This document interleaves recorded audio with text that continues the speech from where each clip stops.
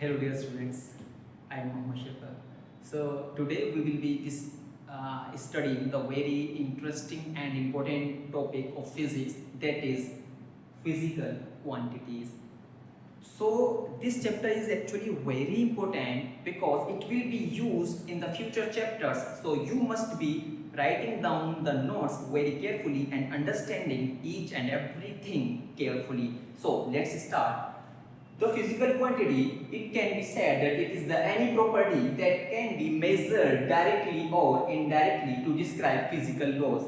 Now, you might have not get this definition. What is it? So we will be understanding this definition by examples. Suppose your mother asks that son, you need to you have to take purchase sugar from the shopkeeper around 2 kg. It means she is ordering you to purchase some quantity of sugar which is measured in kilogram, and she is saying that you have to purchase 2 kilogram of it.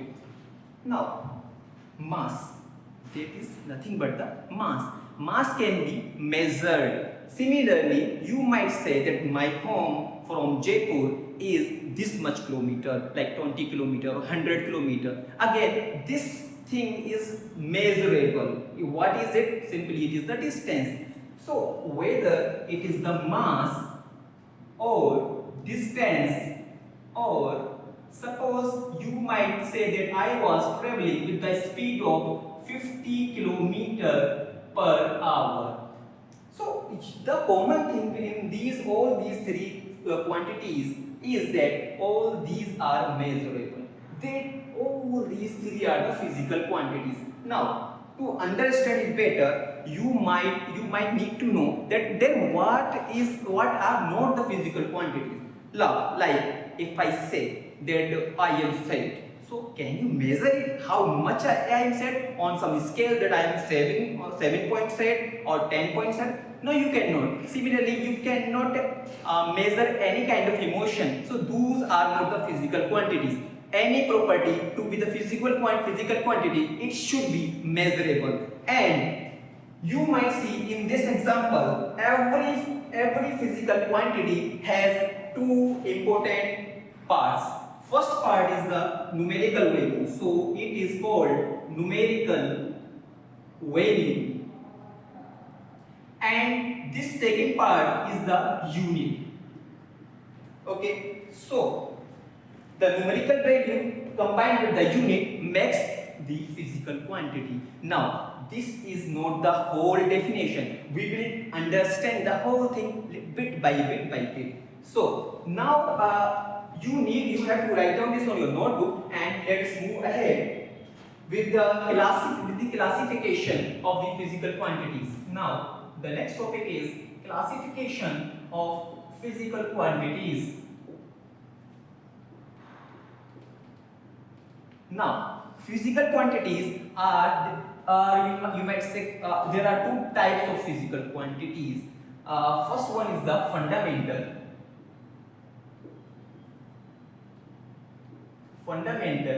or we also say it to be the base quantities. Now, you would be asking that what is fundamental quantity? Of course, you should ask. Then my answer would be that it is nothing but these quantities are the independent physical quantities, are nothing but the independent physical quantities. Now, what does it means here? We will understand it very soon. So, independent means they does not depend on any other quantity, any other physical quantity. First of all, the system which we have chosen, in that system there are 7 fundamental quantities. What are they? First of all, I will list down them. I will list down their units, and then we will be seeing what actually we mean by independent physical quantities. So, number one, the physical, here I will be writing the physical quantity in this section. Here I will be writing the dimension. Here the unit, SI unit. Now you might not know the what is SI. So SI is the international system of units. Okay. So international system of units. So now the very first physical quantity or the fundamental physical quantity is length. What is it? Length. Let me write in capital letters. Length. Another is the mass. Another is the time. And the next is electric current. These are not new to you. You must have learned all these things. Although there will be some which you are not aware of. Then temperature. Again, you know this. What is temperature? Then the next one, the very next one is luminous intensity. My bad, I wrote it down in small letters, so let me again write it in capital letters. Luminous intensity.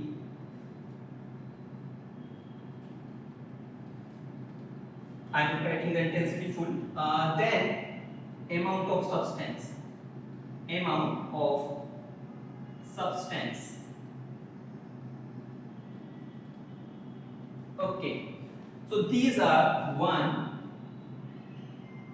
2, 3, 4, 5, 6 and 7 physical quantities. Now this thing, dimension thing, this would be discussed later on, but right now you can see that what are the dimensional notations for these fundamental physical quantities. These are L, M, capital L, capital M, capital T, capital I, capital K, and these are the square brackets. Then luminous intensity, this would be J, and amount of substance, it would be M. Okay, the SI unit for the length is meter. Okay, so meter, which we write in symbolic form as M. Then you have kilogram, then kg. Okay, so let me capitalize the first word, meter, kilogram, then time, second, electric current. The unit of electric current in the SI system of units is ampere. Symbol would be capital A, and the symbol for the second is the small s. Then the luminous intensity, the temperature, the unit is Kelvin. The symbol is capital K. Then the luminous intensity, the unit is candela. CD, small cd. Then the amount of substance, the unit is mole. The symbol is small mol, mole. Now, what does actually mean that these are the fundamental or base quantities? It means that length does not depend on any of these physical quantity. It is quite independent of any other physical quantity. In fact, whatever the quantity, we will be learning just after this that the other thing is the derived quantities. So the fundamental quantities neither depend on any other fundamental quantity or any other derived quantity, right? So mass cannot depend on length, length cannot depend on mass cannot depend on temperature, temperature cannot depend on amount of substance. So these are all independent quantities. Again, I am repeating that it does not mean that this is the absolute thing. We might choose on our convenience. Like we might choose force as a fundamental quantity. We might choose energy as a fundamental quantity. So it's up to you or up to us. Now, I hope you have write down this. So I will be moving ahead with the discussion on the topic physical quantities. So the very next topic is derived quantities.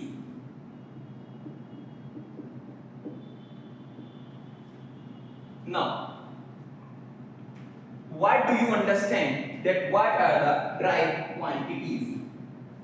So these are expressed in terms of base or the fundamental quantities.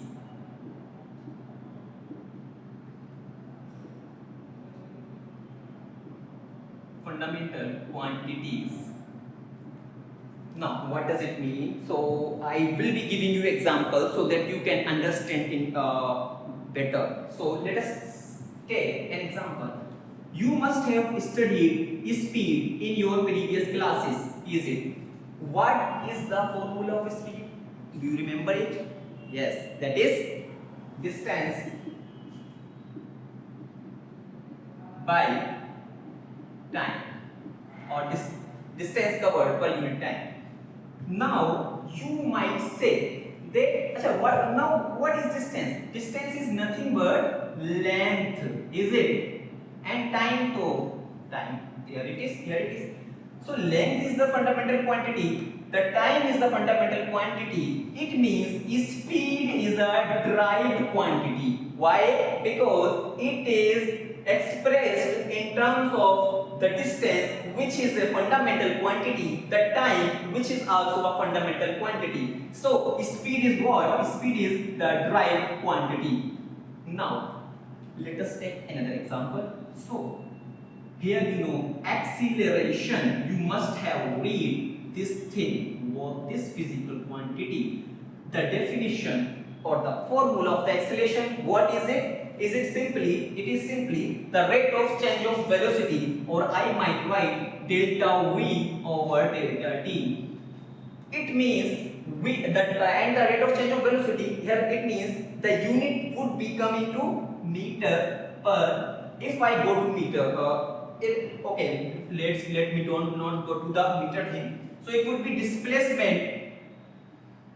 displacement by, I am writing only the V thing. Displacement by time upon t would be time. Is it? So you might say displacement, again it is what? It is the length, and length is what? Is the physical quantity, fundamental physical quantity. Time is what? Fundamental physical quantity. Again, time is what? Fundamental physical quantity. So acceleration is depending on the length and the time. So acceleration would be a derived quantity. Now in this topic, I will also explain you how to take the units of the derived quantities. So here, suppose you don't know the unit of acceleration, how would you find out the acceleration? Okay, so for the unit of acceleration, you will first write the unit of the velocity. It means the rate of the change of velocity. The answer would be in meter per second, and the unit for this delta t would be also in second. Now you can simply write it as meter per second square. You have got the unit of acceleration, is it? So it is that easy. Okay. Similarly, if we take like example force, and for the constant mass, for what? Constant mass, the formula of force is mass into acceleration, is it? So the definition of the unit of mass is kilogram, and the unit of acceleration we have just find out meter per second square. So the unit of force would be kilogram meter per second square, and we call this kilogram meter per second square as 1 Newton. Okay. Now again, you would see that we discussed in the very initial, that this part is the numerical part of this physical quantity, that is force, and this part, the Newton, is the unit part of this physical quantity. Now there might be a thing. There might be three types of physical quantities in a sense I will be explaining you. So I think you must have written all those things. Now,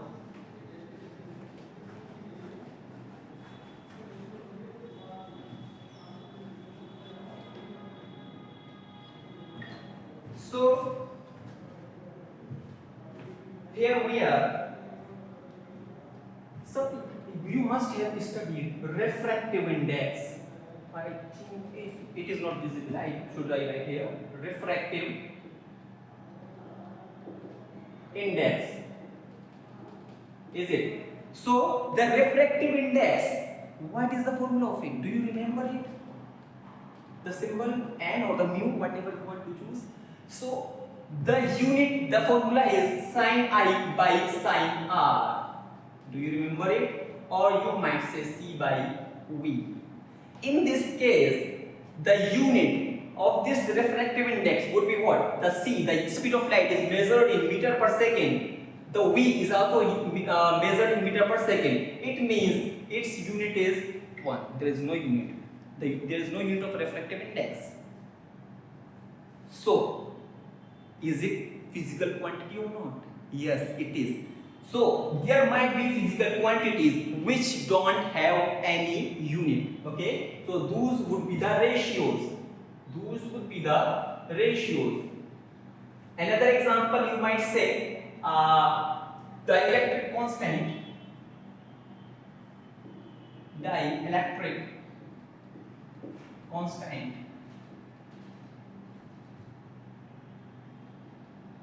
Another example you might say, that is angle. The unit of angle is what? The unit of angle is radian. But do you know the formula of the angle? It is nothing but the arc by radius. What does it mean? Let me show you. If this is whole circle and you took this arc, okay, so if you want to find out this angle theta would be equal to this arc. Suppose I call this L and this radius r, so it would be L by r. So it is also in meter, so the units cancel out, it don't have any unit. But we do give it a unit, we name it radian. Similarly, there is the solid angle, which is also a ratio.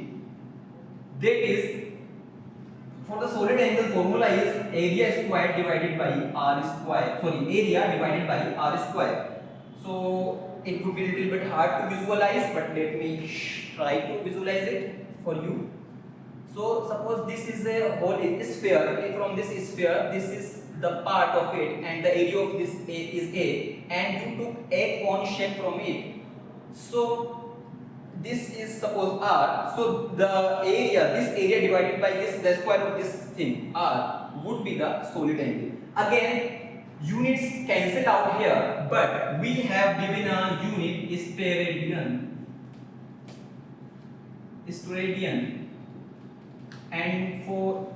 And the symbol for, you might say, it is radian, and for it is SR, steradian. Now these two are called supplementary, radian and steradian, supplementary units.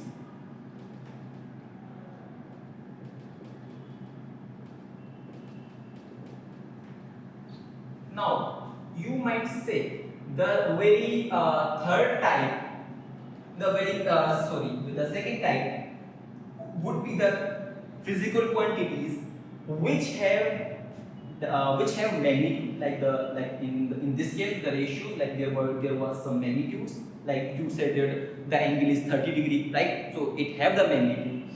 Now the second case, also you might see the ratio thing here I have described. This is a special case where we have assigned units ourselves. That's why we are calling it supplementary units, because actually it does not have any. Now the second case, you might say, scalar quantities. So for the scalar quantities, the physical quantities which have only what? Which have only magnitude. Okay? As initially we took mass. So if you go to a shop and you say that I want this much, I want 10 kilogram of weight. Okay. So you only specify the numerical value and the unit, but there is no direction that I want this much weight in the direction of north. Do you say it? No, because it does not have any direction. So there are the quantities, like you might say volume. Does volume have any direction? No. The density, does density have any direction? No. So all these are what? The examples of scalar quantities which do not have what? Any direction, which have only magnitude. Other examples would be like speed, right? So these are the scalar quantities. Again, these are the type of the physical quantities. And the third one is the vector quantities.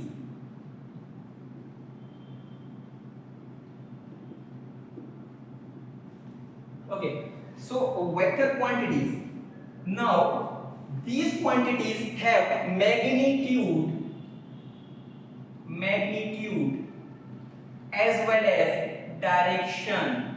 And very important thing with the vector quantities is that they do follow the vector algebra. Okay, they do follow vector algebra. Now what is vector algebra and all those things we will be discussing in the future lectures, inshallah. So right now, for example, let's take velocity, or the very simple, the displacement.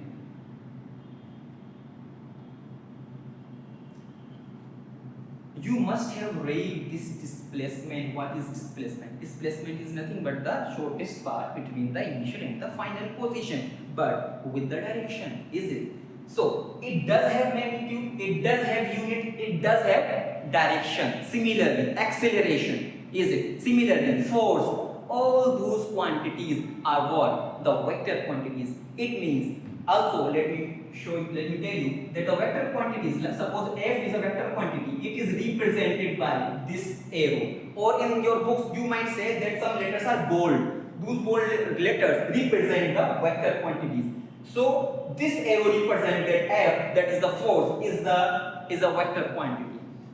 Okay, so I think we have covered a lot in this chapter. You must take notes of all this, and if you have any doubts about it, you might ask in the comments, and let me give you a homework. Okay, so I think you must have wrote down all this. So from here I will be giving you a simple homework to check your knowledge.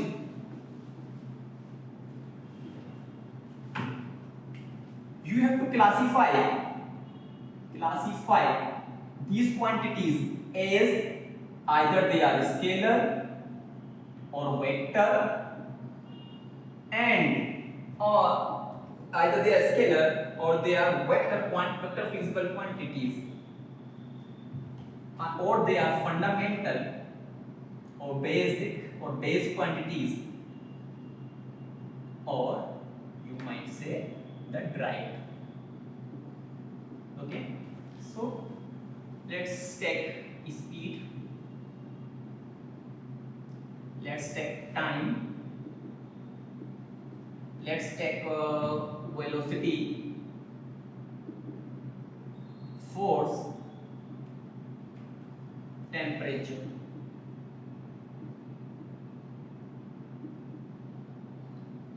Okay. Also, this is your first question. The second question is that you have to list down 5 scalar and 5 vector quantities.